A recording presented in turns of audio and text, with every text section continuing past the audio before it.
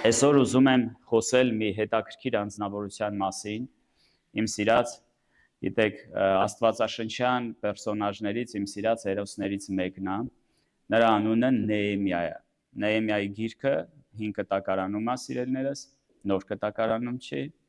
դա գրվել է մոտավորապես Հիսուսի ծնունդից 4.5 դար առաջ, Նեեմիայի գիրքը, այդ իրադարձությունները, որ տեղի են ունեցել,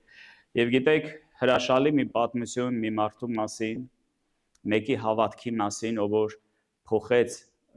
շատ բան իր ժողովրդի մեջ, ով որ վերականգնեց փլատակները, որովհետև հավատաց, որովհետև սրտացավ էր, որովհետև անտարբեր չէր այն ամենի հանդեպ, ինչ որ կատարվում էր իր ժողովրդի հետ,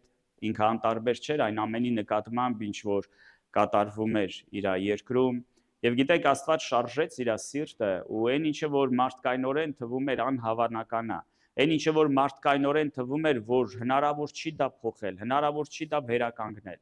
բայց գիտեք, մեկի նվիրվածության պատճառով, նրա պատճառով, որ մեկի սիրտը սրտացավ էր, նրա պատճառով, որ մեկը նվիրված էր իր ժողովրդին ու Աստծուն, գիտեք, Աստված փոխեց ամեն բան, սիրելիներս, Աստված տվեց մեծ հաղթանակ, վերականգնեց փլատակները, հավաքեց իր ժողովուրդը, եւ ուզում եմ այսօր խոսել Նեեմիայի մասին, իմ այսօրվա ուղերձը այսպես եմ վերնագրել, դա Նեեմիայի խոսքերն է, մենք այդտեղը կհասնենք, կկարդանք նույնպես, եկեք վերականգնենք Պարիսպը, իմ ուղերձը այսօր այսպես են վերականգնել, գիտեք, կխոսենք այդ պատմության մասին, բայց ես ձեզ խնդրում եմ, սիրելիներս, որպեսզի դուք փորձեք տեսնել դրա հոգևոր կողմը, որովհետև իհարկե այդ ամենը ինչ որ տեղի էր ունենում, դա տեղի էր ունենում ֆիզիկապես, հա, դա իրական Երուսաղեմի պարիսպներն էր, իրական քաղաք էր, որ վերականգնվում էր, դա իրական աշխատանքներ էր, բայց մենք շատ հստակ կարող ենք դրա մեջ տեսնել նաև դրա հոգևոր կողմը, ինչքան շատ հակառակություններ կար, ինչքան շատ խնդիրներ կար, ինչքան շատ մարտահրավերներ կար, որ այդ իրադարձությունը մեծ հաշվով պետքա տեղի չունենար, բայց գիտեք, երբ որ հոգևորի մեջ մենք կտեսնենք, Նեեմիան կարողացավ լսի Աստծո ձայնը, կարողացավ հնազանդվի Աստծուն, կարողացավ զորանա Աստծո, մենք կտեսնենք, որ Աստծո հետ միասին, ոչ թե առանց Աստծո, այլ Աստծո հետ միասին, ինքը կարողացավ փոխի ամեն բան, ու գիտես, ես կուզենամ, որպեսզի այս պատմության մեջ դու ինքդ քեզ տեսնես քո կյանքի փլված պարիսպները, գիտես, կարող է սաղ պարիսպները քո կյանքում փլված չի, բայց կարող է պատի վրա ինչ-որ քանդած տեղ կա,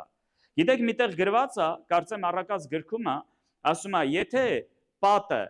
քանդվի, օձը կկծի, այսինքն եթե ցանկապատը քանդվի, օձը կկծի, կամ գիտեք, մարդու մասին այսպիսի բան կա գրված, ասում է, անզուսպ մարդը, այն մարդը, որ չի կարա իր սահմանները պահի, ով որ չի կարա մեղքի հետ պատերազմի, ասում է, անզուսպ մարդը անպարիսպ քաղաք է, հասկանում եք, երբ որ մենք խոսում ենք առաջվա քաղաքների մասին, սիրելիներս, մենք պիտի մի պարզ բան հասկանանք, որ պարիսպները շատ կարևոր դեր էին խաղում, պարիսպները դա տեղ էր, որ պահում էր քաղաքը տարբեր թշնամիների հարձակումներից, դա տեղ էր, որ միշտ կային կանգնած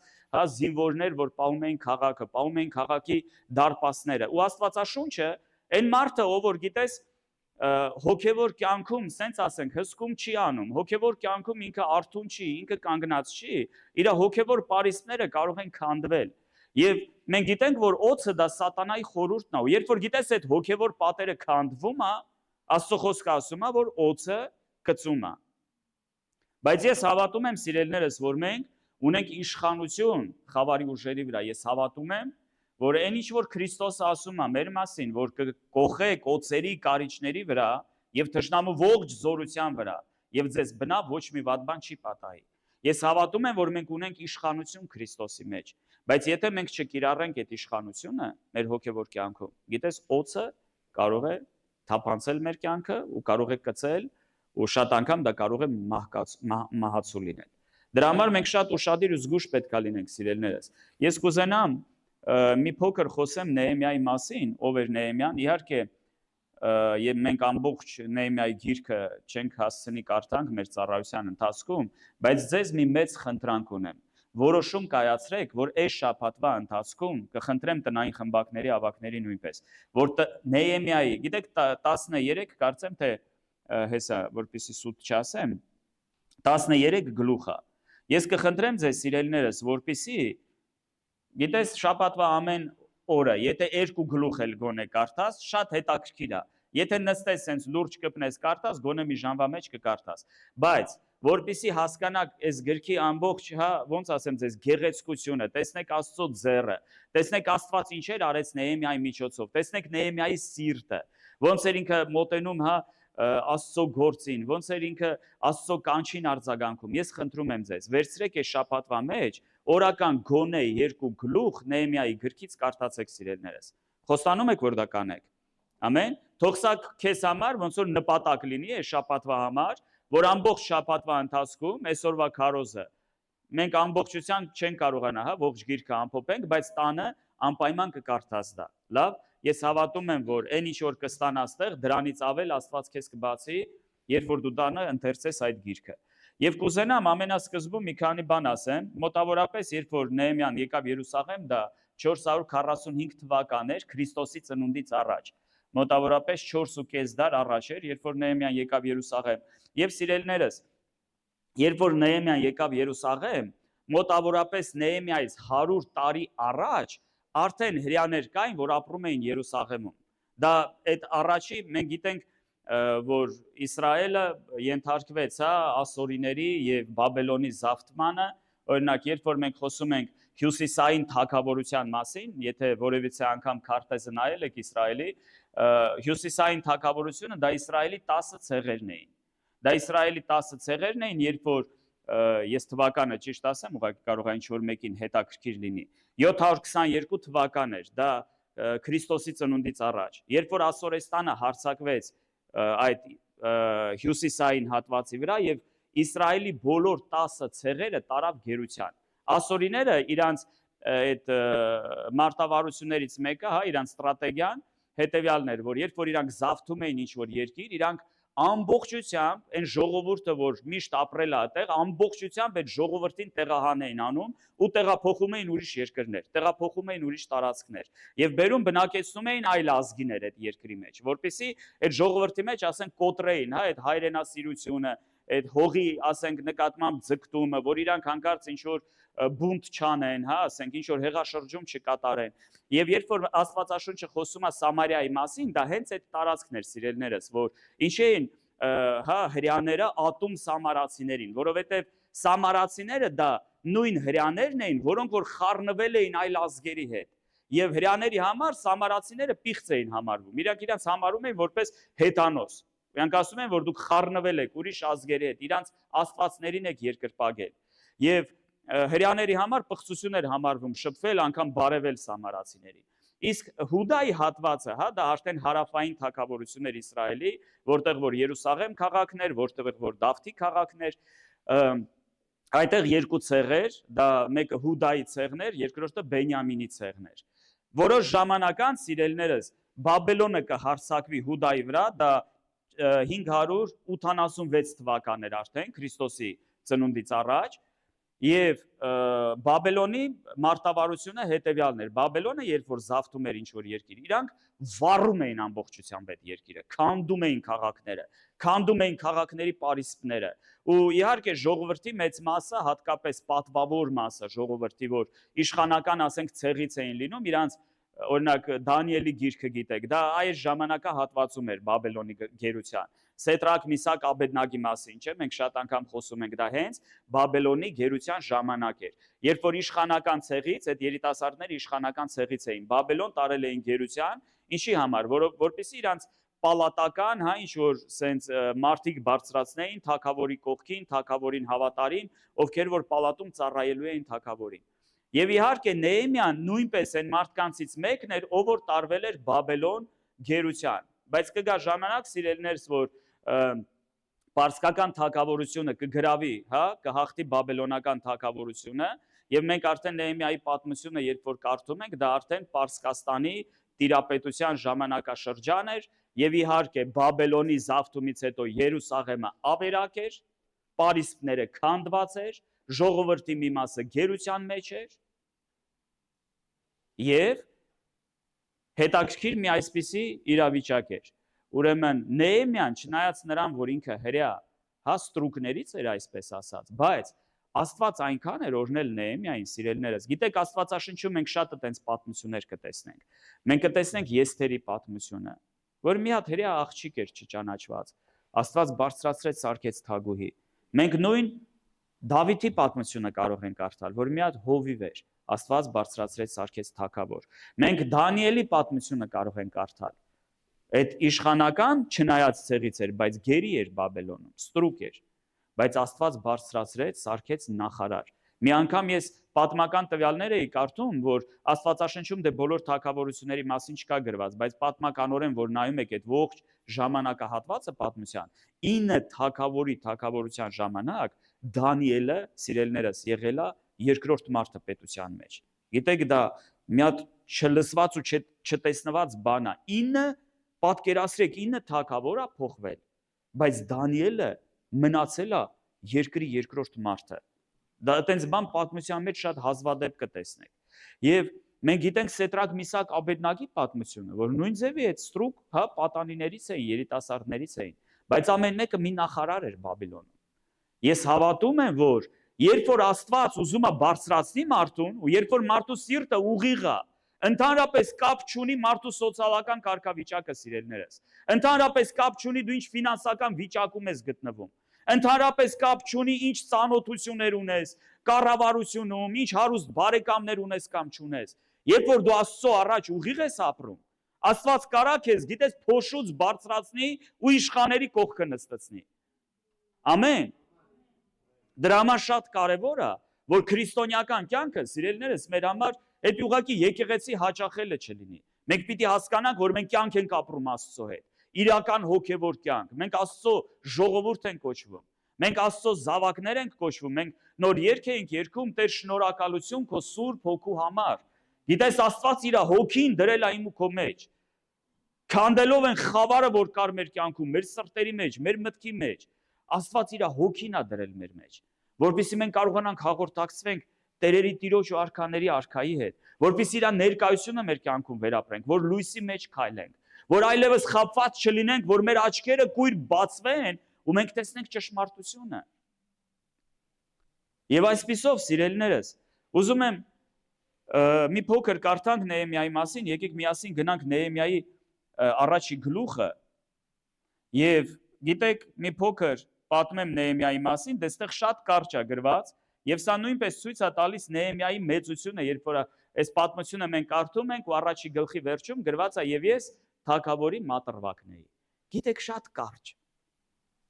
Ով էր ինքը։ Բայց գիտես, այդ կարճ բառի մեջ շատ մեծ բան կա, սիրելիներս։ Դա Նեհեմիայի կարծեմ խոնարհության աստիճանն է, որ ինքը շատ կարճ դա ներկայացրել է։ Գիտես, մեկ ուրիշը լիներ, որպեսզի հասկանաք, ինչ էր նշանակում լինել թագավորի մատրվակը։ Դա մեկն էր, ով որ թագավորին գինի էր լցնում։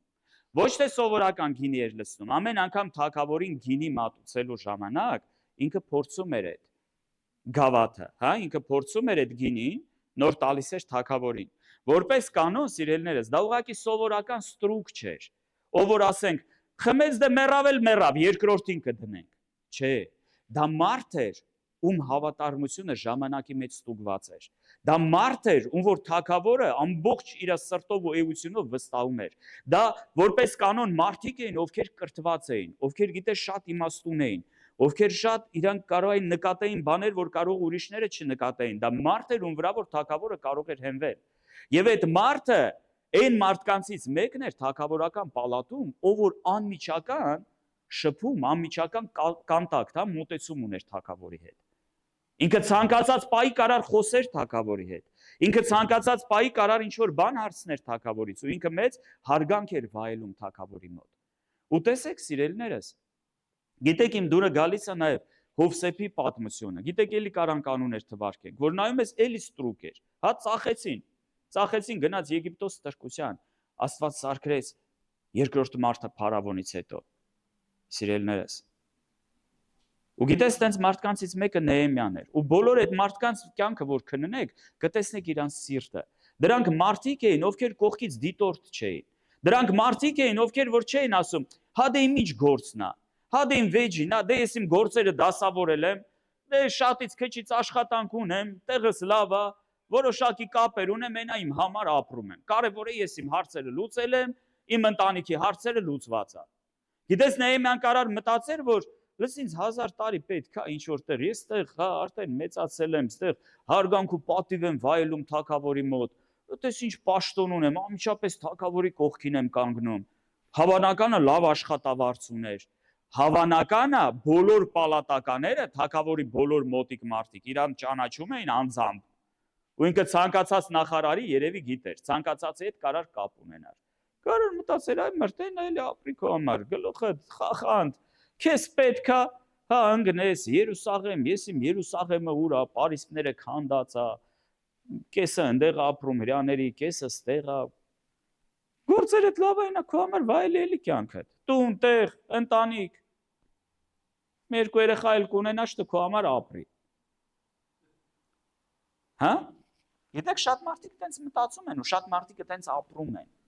Ու մենք կկարծանք մի հետաքրքիր տեղ, ես կոնկրետ այդ տեղը հատուկ դուրս եմ գրել Աստվածաշնչից, որ կային մարդիկ, որ սկսեցին սարքել պարիսպները Երուսաղեմի,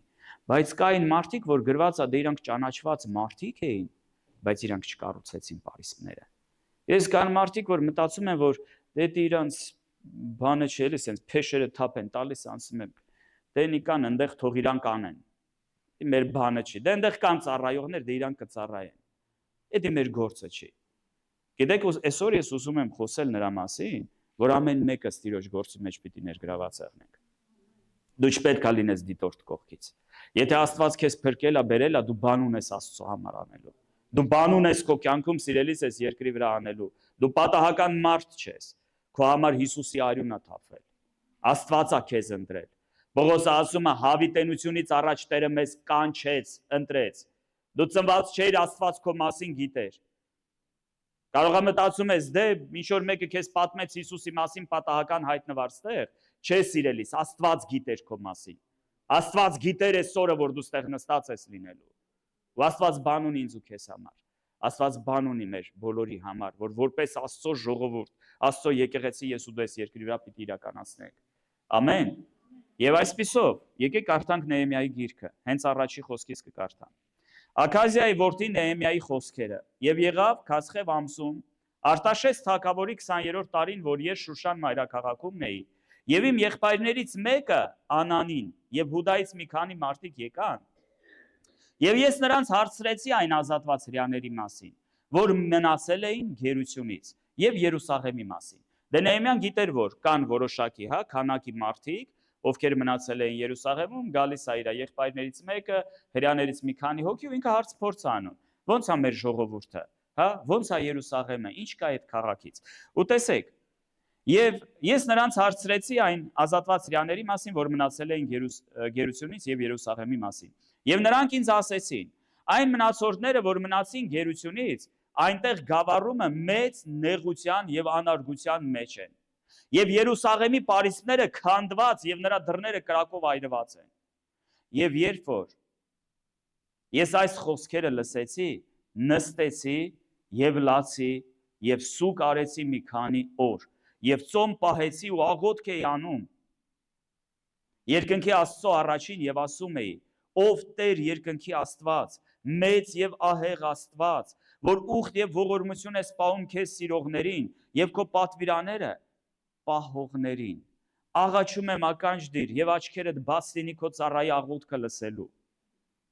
որ ես հիմա աղոթում եմ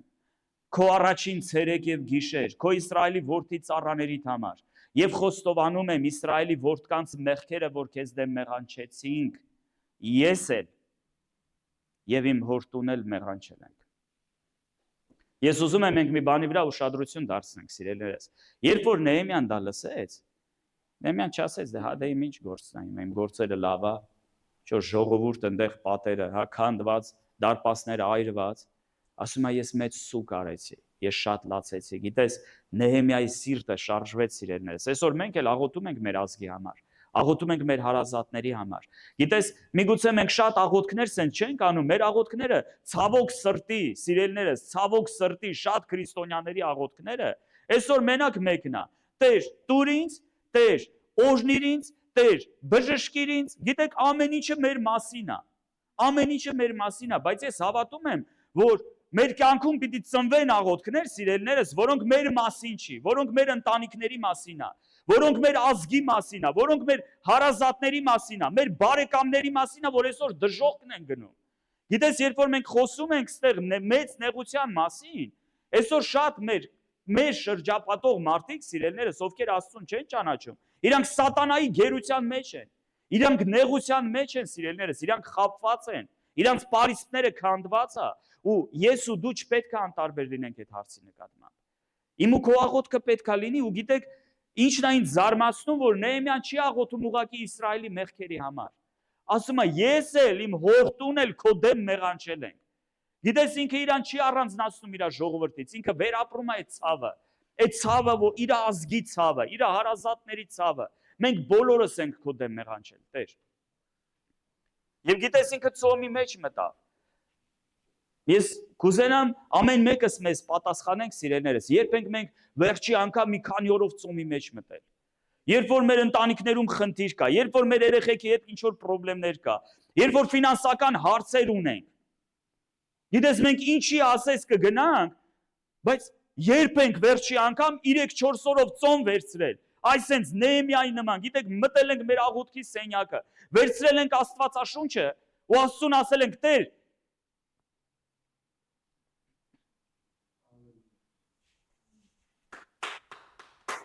ու Աստծուն ասել ենք, Տեր, այս սենյակից դուրս չեմ գա, մինչև չպատասխանես ինձ։ Գիտես, ինչպես Հակոբը, չեմ թողնի քեզ, մինչև ինձ չօրնես։ Ես հավատում եմ, սիրելիներս, որ բան պիտի փոխվի քո հոգևոր կյանքում, մեր ընթացքի մեջ։ Մենք չպետք է ձևական քրիստոնյա լինենք, չպետք է քրիստոնյա լինենք անունով։ Իմ ու քո աղոթքի կյանքը պետք է կենթանանա։ Ես ու դու պիտի սովորենք աղաղակել Աստծուն։ Սովորենք մեր կոմֆորտից դուրս գանք, մեր քմաճույքներից, չգիտեմ, ինչ որ բաներից մեզ զրկեն, գիտես, առանձնանանք Տիրոջ հետ։ Ջանք գործադրենք, որ իր հետ լինենք, մի քանի օր ժամանակ վերցնենք։ Մենք 5-10 րոպե աղոթքից ենք խոսում։ Գիտես, մարդիկ օրերով, ամիսներով ծոմի ու աղոթքի մեջ էին մտնում, որպեսզի Աստծուց ինչ-որ բան փոխեն, որովհետև իրանք լուրջ էին տրամադրված, որովհետև իրանք հասկանում էին, որ մեր աղբյուրը Աստծո մեջ է։ Այն ինչը որ մարդկայնորեն չենք կարա փոխել, Աստծո հետ կարանք դա փոխենք։ Որովհետև գիտես ինչ արժի մեր հավատքը, սիրելիներս, եթե մենք չենք կարա Աստծուց բռնվենք, իր խոսքից կարճենք ու հավատանք, որ Աստված կգա ու ամեն բան կփոխի։ Չէ որ մենք ձևական բաներ չենք անում ստեղ։ Չէ որ մենք այդ կարիքների այդ պապկան այդ տուփը որ վերցնում աղոթում ենք, դա ձևական բան չի։ Մենք հավատում ենք, որ Աստված էստեղ է, Աստված լսում է մեր աղոթքը։ Աստված հավատարիմ Աստված է։ Աստված իր արդարների աղոթքին պատասխանող Աստված է։ Ու գիտես, երբ որ Նեհեմիան սկսեց լացել, երբ որ սկսեց ողբալ իր ազգի համար, իր աղոթքը անպատասխան չմնաց, սիրելիներս։ Հիրավի հանցավորենք քեզ դեմ եւ չենք պահել այն պատվիրաները եւ կանոնները ու իրավունքները, որ դու պատվիրեցիր քո Մովսես ծառային։ Հիմա, սիրելիներս, գիտեք, երբ է փոփոխությունը գալիս մեր կյանքում, երբ որ դու քո իրական իրավիճակը, երբ որ խնդրեմը կոչում ես խնդրեմ, ոչ թե փորձում ես ծածկել քո կյանքի խնդիրը, երբ որ այդ խնդիրը կա, դու ամեն բան իր անունով ես կոչում։ Այո, Տեր, ես մեղավոր եմ, այո, մեղք եմ գործել, ես էլ, իմ հոր տուն էլ հանցավոր ենք քո առջև։ Շեղվել ենք քո պատվիրաներից, որ դու Մովսեսի միջոցով մեզ պատվիրել էիր։ Առաջի բանը, ինչը կբերի շրջադարձ, ինչը կբերի փոփոխություն քո կյանքում, հետևյալն է։ Դու պիտի ընդունես քո իսկական վիճակը։ Եթե մեղք կա, մեղքը կոչես մեղք։ Եթե խնդիր կա, խնդիրը խնդիր է, սուտը սուտ է։ Կիսա սուտ չի, կիսա ճշմարտություն չի։ Սուտը սուտ է։ Արի Աստծո առաջ ասա, Տեր, սուտ եմ խոսացել։ Անօրինություն եմ գործել իմ Աստված։ Մենք ամեն բան իր անունով պիտի ասենք, սիրելիներս։ Եթե մեկին նեղացրել ես, դա հենց այդպես էլ կոչվում է։ Ուրիշ բան դրա անունը մի դիր դրա անունը, որ դե չէի ուզում ստացվեց։ Եթե նեղացրել ես մեկին, ուրեմն դրա անունը այտենց էլ դիր։ Ուրեմն հպարտությունը գետինը դիր գնա ու ներողություն խնդրի։ Ընդունի, որ նեղացրել ես, այո։ Դժվար է երբեմն, այո, դժվար է։ Բայց ազատությունը չի գա ուրիշ ճանապարհով, մինչև չգնաց ներողություն խնդրես։ Դրա համար եկեք ընդունենք մեր իրական վիճակը։ Եթե ինչ-որ բան կա մեր կյանքում, սիրելիներս, մենք դա պիտի բերենք Աստծո լույսի մեջ։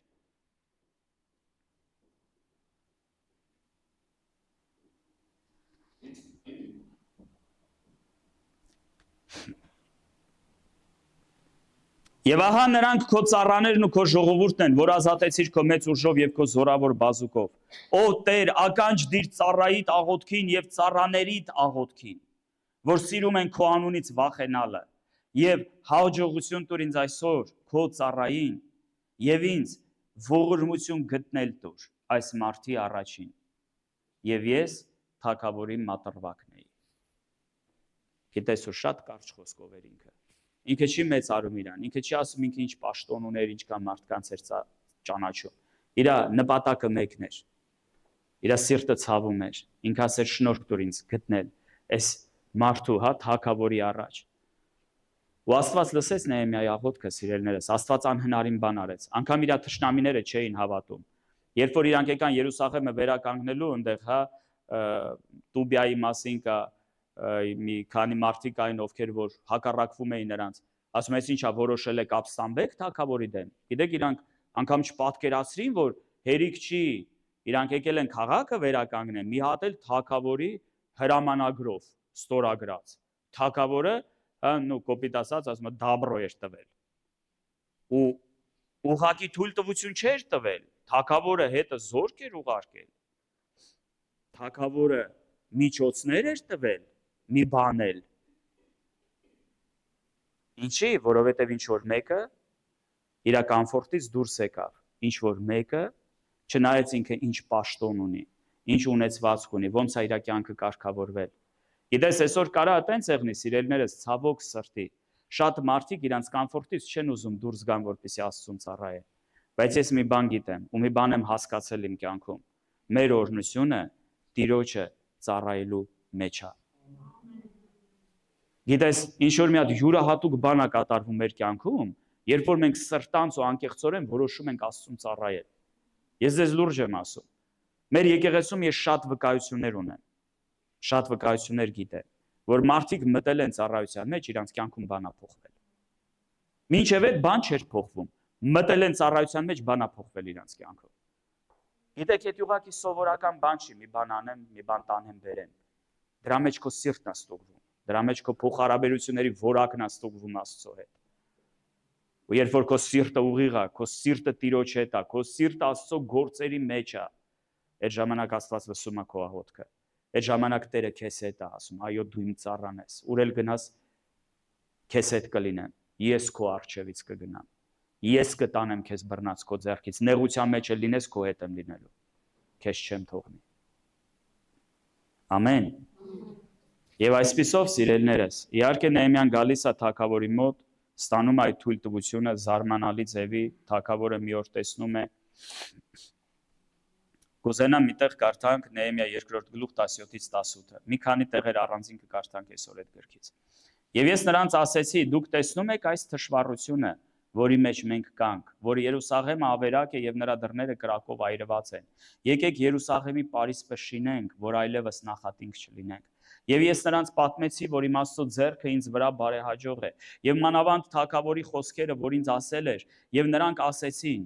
վեր կենանք եւ շինենք, եւ իրանց ձեռքերը ուժովացրին այս բարի գործի համար։ Փառք Տիրոջը։ Գիտես, մի մարդու սիրտը շարժեց մնացածի սրտերը։ Եկավ այդ քաղաքը, ասեց, լսեք, Աստված հաջողություն է ինձ տվել, Աստծո շնորհքը իմ վրա է։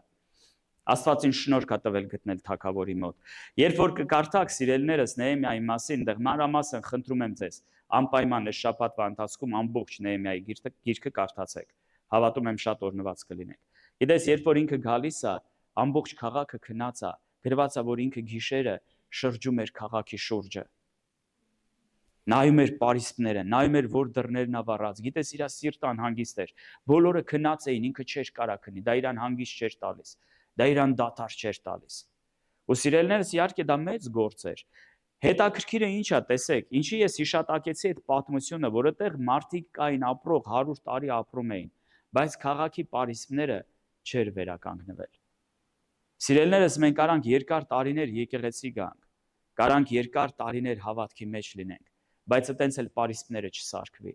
այտենց էլ Տիրոջ տաճարը չվերականգնվի, այտենց էլ միաբանություն չգա ժողովրդի մեջ։ Գիտես, շատ կարևոր է, երբ որ Նեհեմիան եկավ, ասեց, եկեք այս ամոթը մեր համար, ժողովուրդ մեր ազգի համար, եկեք այս ամոթը մեր վրայից անենք, եկեք ուժովանանք, Տիրոջ ձեռքը իմ հետ է, հա, Աստված շնորհք է տվել, եկեք միաբանվենք։ Ու կարևոր մի բան, ժողովուրդը միաբանվեց, ասեց այո, եկեք վեր կենանք ու շինենք պարիսպները։ Գիտես, մենակ Նեհեմիան չէր սարքի այդ պարիսպները, մենակ Նեհեմիան չէր վերականգնի այդ քաղաքը, սիրելիս,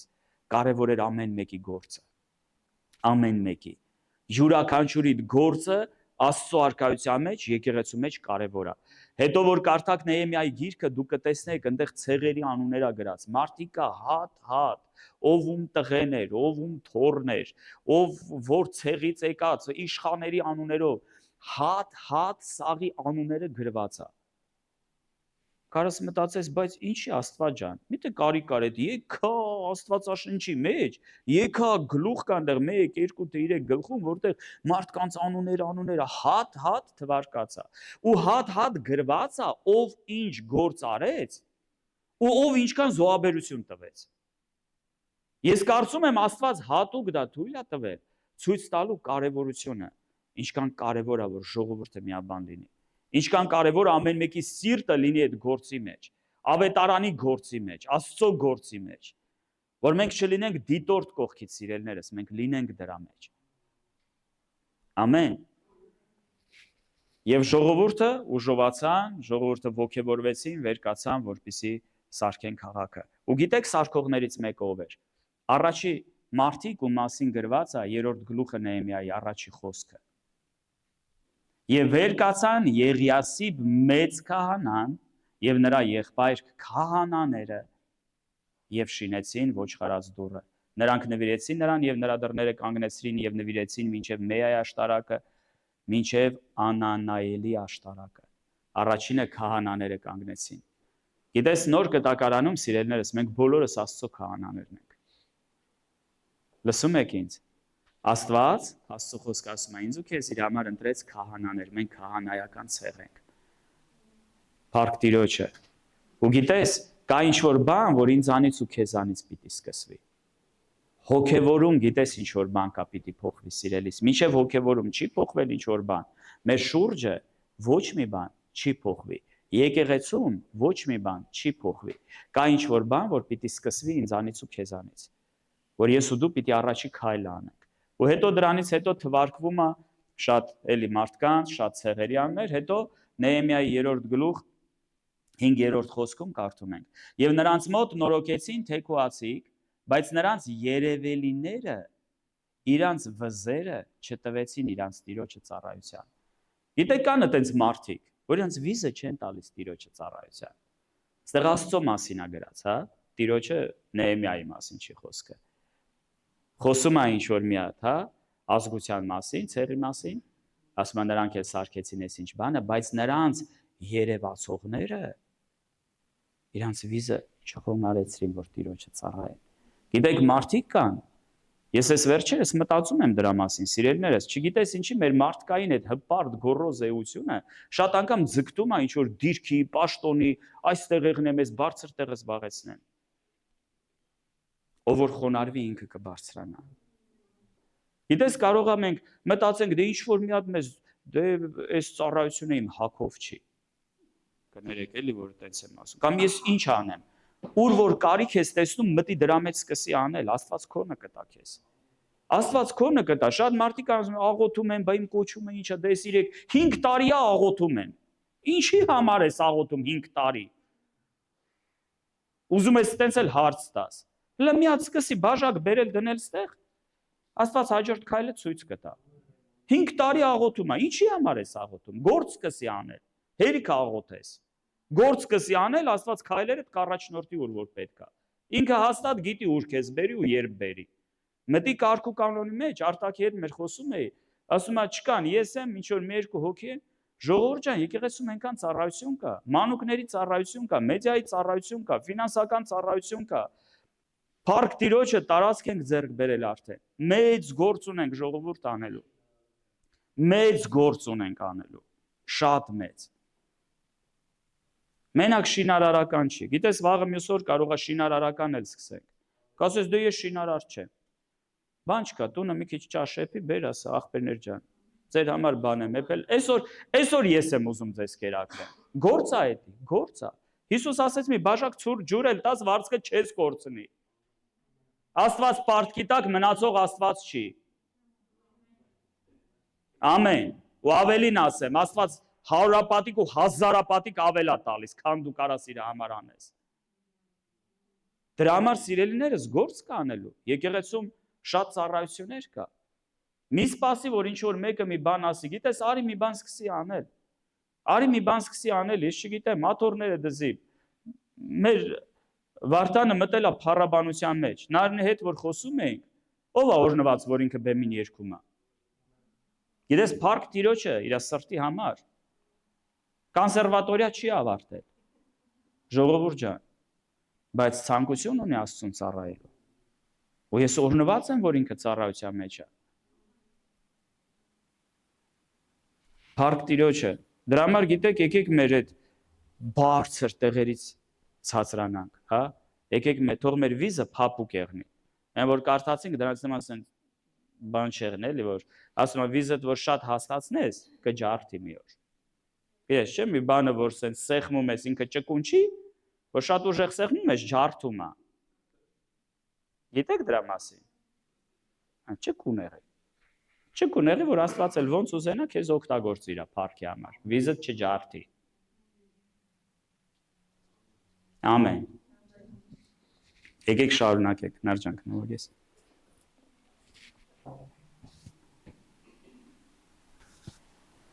Նեհեմիայի 4-րդ գլուխ 15-ից 18 խոսքերը։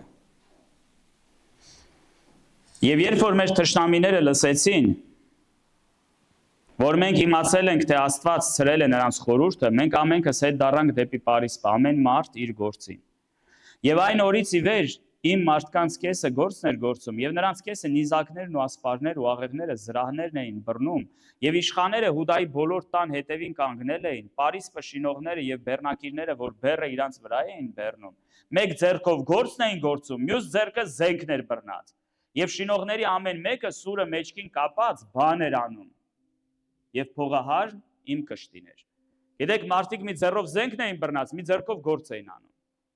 Ես ու դու չպետք է քնենք սիրելներս հոգևոր դաշտում։ Ամեն։ Ես ու դու չպետք է քնենք։ Գիտեք, սատանան քնած չի։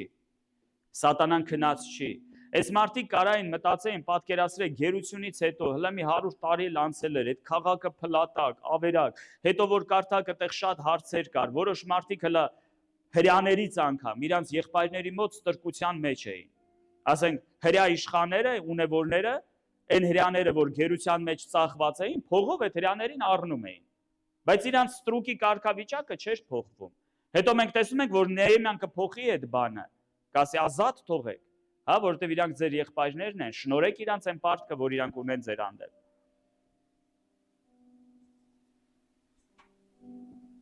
Սիրելիները,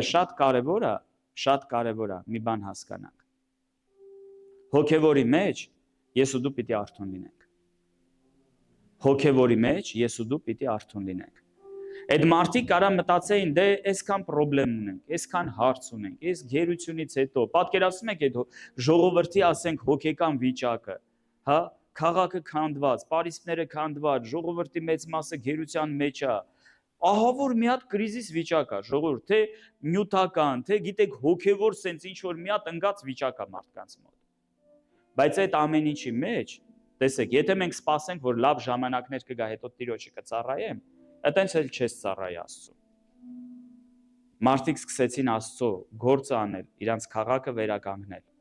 Այն ժամանակ, երբ որ շատ նեղություններ կար իրանց շուրջը, սիրելիներս, ու դա դարձավ իրանց համար օրհնություն։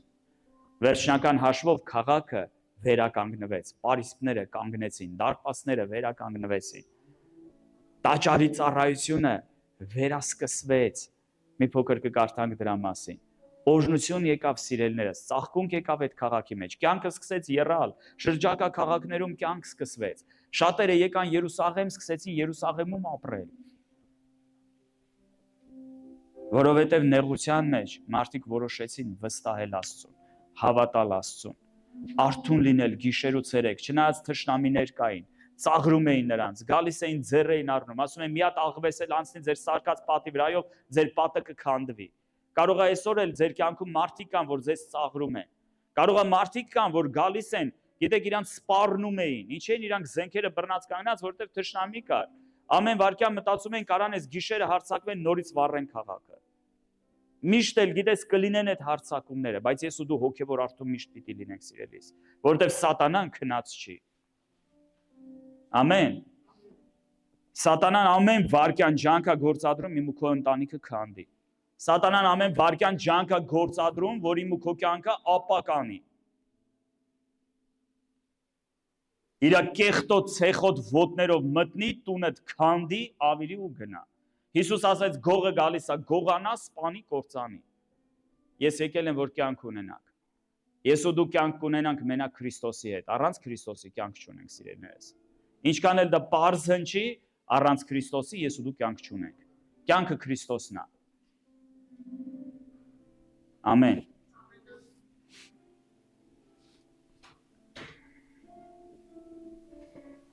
Հետո գիտեք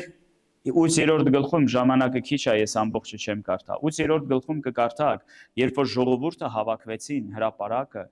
եւ օրենքի գիրքը բացվեց եւ սկսեց կարդացվել Աստծո խոսքը։ Կարդացին Աստծո խոսքը, Աստծո օրենքը, ժողովուրդը լսեցին օրենքը։ Ու գիտեք հետաքրքիրը ինչ է, որ ոչ թե սովորական լսեցին, գնացին ու սկսեցին կատարել են խոսքը, որ Մովսեսի օրենքից լսել էին։ Սիրելիներս, քո կյանքը երբեք չի փոխվի։ Եթե դու ուղղակի քարոզ լսող ես, բայց ոչ կատարող ես, քո կյանքում երբեք ոչ մի բան չի փոխվի։ Երանելի այն մարդը, Հիսուս ասեց, ու իմաստուն այն մարդը, ով որ լսում է ու կատարում է իմ խոսքերը։ Գիտեք, հրապարակում քարոզվեց, խոսվեց Աստծո խոսքը։ Հետո այնտեղ գրված է, որ կային մարդիկ, ովքեր ժողովրդին սկսեցին մեկնաբանել Աստծո խոսքը։ Ու մարդիկ գնացին, սկսեցին կատարել Աստծո խոսքը։ Ու երբ որ սկսեցին կատարել Աստծո խոսքը, հոգևոր արթնություն եկավ։ Դրա համար մենք տարիներ շարունակ կարող ենք եկեղեցի գալ, բայց գիտեք օրական ինչքան ենք Աստվածաշունչ կարդում։ Քանի անգամ ենք վերցնում Աստվածաշունչը մեր ձեռը, նստում ու աղոթքով խնդրում ենք Սուրբ Հոգուն, ոչ թե սենց ոտի վրա վազելով ձեռի հետ կարդացինք։ Մարդկա դա ասում ախպեր, միացնում եմ ավտոյի մեջ, այսօր աուդիո բիբլիաների տարբեր տարբերակներ կա։ Միացնում եմ մեքենայի մեջ, այնա խոսում է, ասե լավ է, ասում է միացնում եմ ու քնում եմ, մեկը ինձ ասեց։ Սնատվորնի է իր համար, էլ մարդկա երաժշտություն է միացնում քնում։ Ինքն էլ Աստվածաշունչն է միացնում, էլ այնտեղ մեկը կարդում է Աստվածաշունչը, ինքն էլ մուշ քնում է։ Օգուտը։ Քնել ես ուզում եմ, քնաբեր խմի քնի։ Հա? Ինչ որ մեկի համար Աստվածաշունչն է քնաբերը, բայց Աստվածաշունչը դա իմ քո հոգու կերակուրն է։ Ես ու դու պիտի սնվենք Աստծո խոսքով։ Ու շատ անգամ գիտեք ինչ ենք հոգևոր տկար, որովհետև չենք սնվում Աստծո խոսքով, սիրելիներս։ Կարծես շատ պարզ ճշմարտություն է։ Ամեն անգամ սրա մասին խոսում ենք ու ամեն անգամ քարոզվում է։ Բայց չգիտես ինչի, երբ որ մենք գնում ենք, չենք կարդում Աստվածաշունչը։ Բայց եկեք սիրելիներս վերադառնանք Աստծո խոսքին։ Միայն Աստծո խոսքը կարա զորացնի ինձ ու քեզ։ Դավիթ ասում էր. «Քո խոսքը լույս է իմ ճանապարհին»։ Եթե չոր շուրջդ խավար է, վերցրու Աստծո խոսքը ձեռը։ Աստծո խոսքը կլուսավորի քո ճանապարհը։ Ամեն։ Փառք Տիրոջը։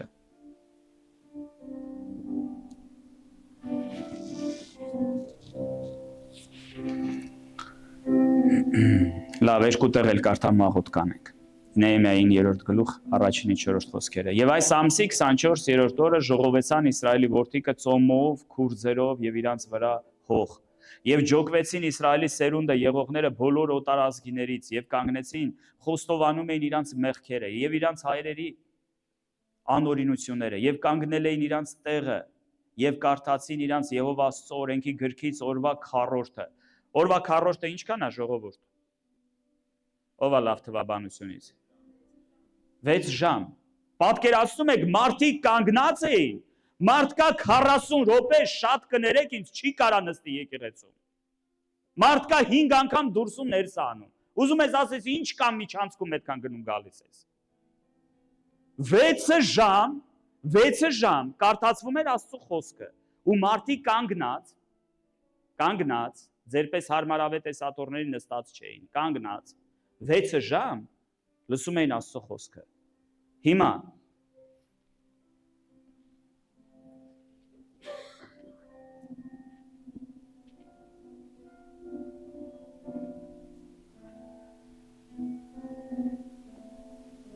կարդացին Աստծո օրենքի գրքից օրվա քառորդը, եւ մի քառորդը խոստովանում եւ երկրպագում էին, երկրպագություն էին անում իրանց Տեր Աստծուն։ Այն մի քառորդն էլ ինչքան եղավ։ Մի հատ էլ 6 ժամ։ 6 ժամ լսին Աստծո խոսքը, 6 ժամ էլ ինչ էին անում։ Երկրպագում էին, ապաշխարում էին, իրանց սիրտը բացել է, գիտեք, դա ձևական բան չէ, ժողովուրդ, դա սեն չէր որ 2 ժամ անցավ, լավ մի քիչ էլ դիմանանք, 3 ժամ էլ անցավ, հեսա, всё, давай, 2 ժամ էլ հեսա, կեղնի 5 ժամ, կհելնենք մի 10 րոպե էլ մի քիչ ման կգանք, լավ, կգանք այդ ժամն էլ մի ձևի մի կերպ։ Ես չեմ կարծում, որ դա տենց էր։ Մարդկա կես ժամ չի կարա ուրբաթօրվա աղոթքին գա նստի ստեղ, աղոթի, սիրտը բացի Աստծո առաջ։ 6 ժամ աղոթքի մեջ էին ժողովուրդ, 6 ժամ։ 6 ժամ լսեցին Աստծո խոսքը, 6 ժամ էլ աղոթքի մեջ էին։ Բայց սկզբում գիտեք ինչ արեցին։ Ապաշխարեցին իրենց մեղքերի համար, առանձնացան այլ ազգիներից, որովհետև Մովսեսի օրենքով իրանք իրավունք չունեին խառնել ուրիշ ազգերի հետ։ Այլ խոսքերով ասած, մեր օրվա լեզվով եթե ասենք, իրանք առանձնացան իրենց մեղքերից, իրանք առանձնացան իրենց չարություններից, իրանք սիրտը տվեցին Աստծո օրենքը լսելուն, իրանք սիրտը տվեցին, որ Աստծո երեսը փնտրեն, Աստծո ներկայության մեջ լինեն, ու ինչ որ բան սկսեց տեղի ունենալ հոգևորում սիրելիներս, ու ինչ որ բան սկսեց տեղի ունենալ։ Եվ տեսեք,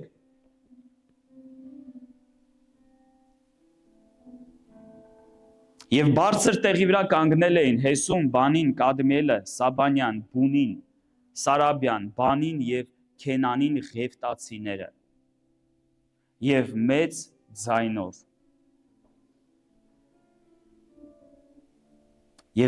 ձայնով աղաղակում էին դեպի իրանց Տեր Աստվածը։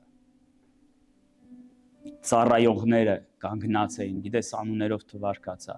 ու աղաղակում էին դեպի Աստծո։ Դա սովորական աղոթք չէր, սիրելիներս։ Եթե ուզում ես կյանքումդ ինչ-որ բան փոխվի,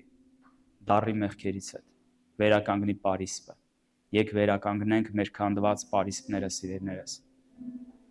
Եկեք վերադառնանք Աստծո խոսքին։ Եկեք վերադառնանք աղոթքի կյանքին։ Այդ ժամանակ ինչ-որ բան տեղի կունենա իմ քո կյանքում։ Այդ ժամանակ Աստված կբերի արթնություն եկեղեցում։ Այդ ժամանակ եկեղեցին չի լինի ուղղակի տեղ, որ մարդիկ գալիս են քարոզ լսելու։ Եկեղեցին կդառնա հզոր տեղ, որ մարդիկ գալու են ու իրանց կյանքերն փոխվելու, որ մարդիկ գալու են հանդիպեն Քրիստոսի հետ, որ մարդիկ գալու են ու Տիրոջ ներկայություն են վերապրելու։ Բայց դա հենց այնպես չի լինում, դա ինձանից ու քեզանից պիտի սկսվի։ Ամեն։ Եվ վերջի տեղը, որ ուզում եմ կարդալ, ժողովուրդը ուխտ արեց։ Նեհեմիայի 10-րդ գլուխ 28-ից 29 խոսքերը։ Եվ մնացած ժողովուրդը, քահանաները, ղևտացիները, դռնապանները, երգեցողները, նաթանայիմները եւ այն ամենքը, որ ջոկվել էին այն երկիրների ժողովուրդներից դեպի Աստծո օրենքը, նրանց կանայք, որդիքը եւ աղջիկերքը, ամեն հասկանալ կարողացողը միացան իրանց զորավոր եղբայրների հետ եւ անեծքով երթում արեցին, որ գնան Աստծո օրենքովը, որ նա տվեց Աստծո ծառա Մովսեսի ձեռով, եւ որ պահեն եւ կատարեն մեր Տիրոջ Եհովայի բոլոր պատվիրանները, իրավունքները եւ կանոնները։ Փառք Տիրոջը, եկեք ոտքի կանգնենք։ Սիրելիներս, գիտեք, հոգեվոր կյանքը դա շատ կարևոր այսպիսի մի ընթացք պիտի ունենա, հա, մեր կյանքում, սենց ասել։ Աստված ինքը ուխտի Աստված է։ Ու ես քեզ մի բան ասեմ, մինչև դու ուխտի լրջությունը չես հասկացել, քո կյանքը չի փոխվի։ Գիտեք, երբ որ մարդիկ ամուսնանում են, չէ, շատ անգամ ինչ են ասում, դե մենք ուրիշ ձև ենք մինչև ասում։ Մենք ասում ենք, որ խոստանում եմ հավատարիմ լինել, հա, մինչև խորը ծերություն։ Բայց ասենք կա ընդունված այսպիսի մի ձև էլ աշխարհում, որ ասում են խոստանում եմ լինել հավատարիմ, հա, ու մինչև վերջ լինել քեզ հետ, մինչև մահը չբաժանի մեզ, հա։ Գիտես ինչի որտեվ էդի ուխտ է։ ուխտը զորություն ունի։ Հիսուս, մենք այսօր հաղորդություն ենք ընդունելու։ Գիտես, Հիսուսը ինչ որ արեց, դա սովորական գործ չէր, ինքը իր արյունով հաստատեց այդ ուխտը։ Ես հաստատում եմ իմ ուխտը, Աստված ասեց, իմ արյունով եմ հաստատում այդ ուխտը, որ ես հավիտյան քեզ հավատարիմ կլինեմ։ Դու հավիտյան կկանչես ու ես քեզ կլսեմ։ Հավիտյան ես քեզ չեմ ուրանա, հավիտյան ես քեզ չեմ թողնի։ Եթե հայրդ ու մայրդ էլ անգամ թողնեն, եթե անգամ հենց դու էլ ինձ թողնես, ես քեզ չեմ թողնի։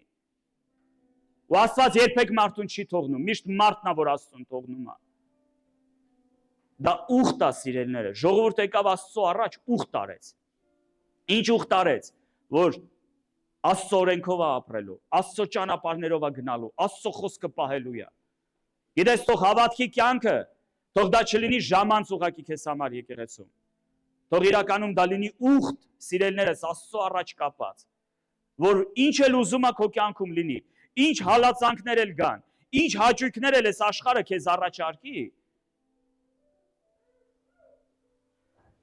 դու քո ուխտը Աստծո հետ կնքած ոչ մի բանով չես փոխի։ Ոչ մի բանով չես փոխի, մինչև անգամ քո արյան գնով։ Հայտնության գրքի մեջ Հիսուս ասում է հավատարիմ մնա մինչև մահ, եւ ես քեզ կյանքի պսակը կտամ։ Ուխտը իր մեջ զորություն ունի, սիրելիս, ես ու դու Աստծո հետ ուխտի մեջ ենք։ Թող դա ուղղակի բառեր չլինի քեզ համար։ Նորից եմ ասում, Հիսուսը իր արյունով կնքեց նոր ուխտը ինձ ու քեզ հետ։ Եկեք հաստատենք մեր ուխտը։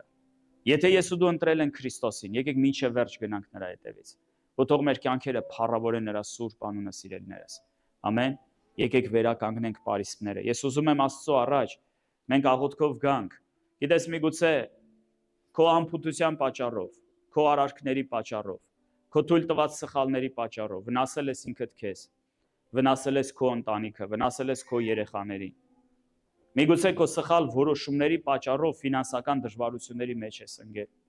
Գիտեք, մենք շատ անգամ խոսում ենք ֆինանսների մասին։ Լավ էր մեկը ասել, Աստված այնքան սիրեց մեզ, որ չտվեց մեզ այն, ինչ որ մենք խնդրեցինք նրանից։ Որովհետև շատեր իրանց գլուխը կուտեն, եթե Աստված տա, այն ինչ որ շատ քրիստոնյաներ խնդրում են Աստծուց։ Խնդիր չկա, որ Աստված օրհնի ինձ ու քեզ, սիրելիս։ Այս վերջերը Սառաս խանութ էր գնում։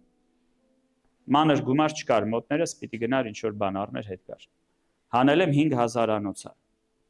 5000-անոց։ Ես ու Նարինեն 10 անգամ մտածեցինք, մինչև Սառա 5000-անոց է, չէ, այդքան ինչ-որ մեծ գումար էլ չի։ Բայց փոքր է։ Հասկանում ես, ճամփին մեկը կարա գողանա, ճամփին մեկը կարա գնա կորցնի։ Ինչ ասես կա, փոքր երեխա է։ Ինչ կարաս իրանից հարցնես։ Գնաց, զանգեցինք մի հատ էլ հեռախոսը չպատասխանեց,